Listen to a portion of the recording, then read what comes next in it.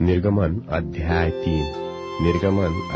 3। मूसा अपने ससुर इत्रो नाम मिद्यान के याजक की भेड़ बकरियों को चराता था और वह उन्हें जंगल की परली और होरेब नाम परमेश्वर के पर्वत के पास ले गया। और परमेश्वर के दूत ने एक कटीली झाड़ी के बीच आग की लौ में उसको दर्शन दिया और उसने दृष्टि उठाकर देखा कि झाड़ी जल रही है पर भस्म नहीं होती। तब मूसा ने सोचा कि मैं उधर फिर के इस बड़े अचंभे को देखूंगा कि वह झाड़ी क्यों नहीं जल जाती। जब यहोवा ने देखा कि मूसा देखने को मुड़ा चला आता है, तब परमेश्वर ने झाड़ी के बीच से उसको पुकार के कहा कि हे मूसा, हे मूसा। मूसा ने कहा, क्या आज्ञा? उसने कहा, इधर पास मत आ और अपने पांव से जूतियों को उतार दे, क्योंकि जिस स्थान पर तू खड़ा है वह पवित्र भूमि है। फिर उसने कहा, मैं तेरे पिता का परमेश्वर और इब्राहिम का परमेश्वर, इसहाक का परमेश्वर और याकूब का परमेश्वर हूँ। तब मूसा ने, जो परमेश्वर की ओर निहारने से डरता था, अपना मुंह ढांप लिया। फिर यहोवा ने कहा, मैंने अपनी प्रजा के लोग जो मिस्र में हैं, उनके दुख को निश्चय देखा है और उनकी जो चिल्लाहट परिश्रम करने वालों के कारण होती है, उसको भी मैंने सुना है और उनकी पीड़ा पर मैंने चित लगाया है।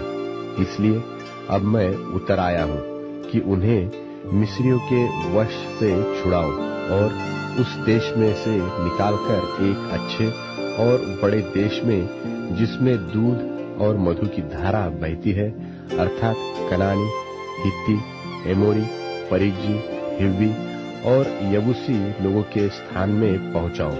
सो अब सुन, इस्राएलियों की चिल्लाहट मुझे सुनाई पड़ी है और मिस्रियों का उन पर अंधेर करना भी मुझे दिखाई पड़ा है। इसलिए आ, मैं तुझे फिरौन के पास भेजता हूँ कि तू मेरी इस्राएली प्रजा को मिस्र से निकाल ले आए। तब मूसा ने परमेश्वर से कहा, मैं कौन हूँ जो फिरौन के पास जाऊं और इस्राएलियों को मिस्र से निकाल ले आऊं? उसने कहा, निश्चय मैं तेरे संग रहूंगा और इस बात का कि तेरा भेजने वाला मैं हूँ, तेरे लिए यह चिन्ह होगा कि जब तू उन लोगों को मिस्र से निकाल चुके, तब तुम इसी पहाड़ पर परमेश्वर की उपासना करोगे।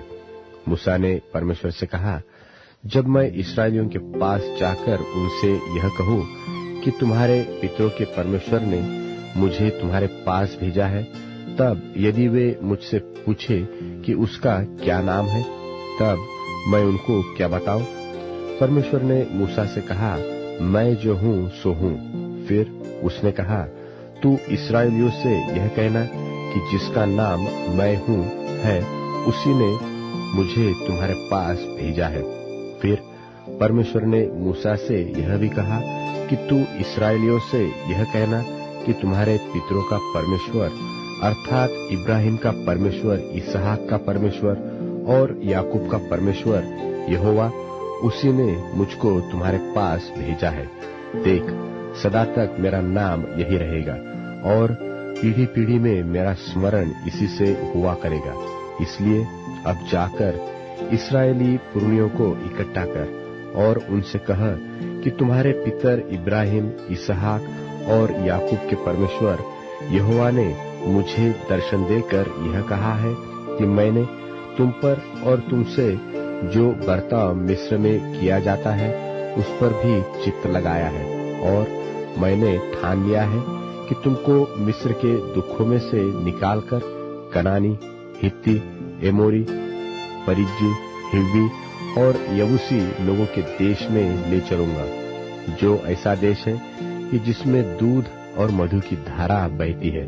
तब वे तेरी मानेंगे और तू इस्राएली पुरनियों को संग लेकर मिस्र के राजा के पास जाकर उससे यो कहना कि इब्रियों के परमेश्वर यहोवा से हम लोगों की भेंट हुई है, इसलिए अब हमको 3 दिन के मार्ग पर जंगल में जाने दे कि अपने परमेश्वर यहोवा को बलिदान चढ़ाए।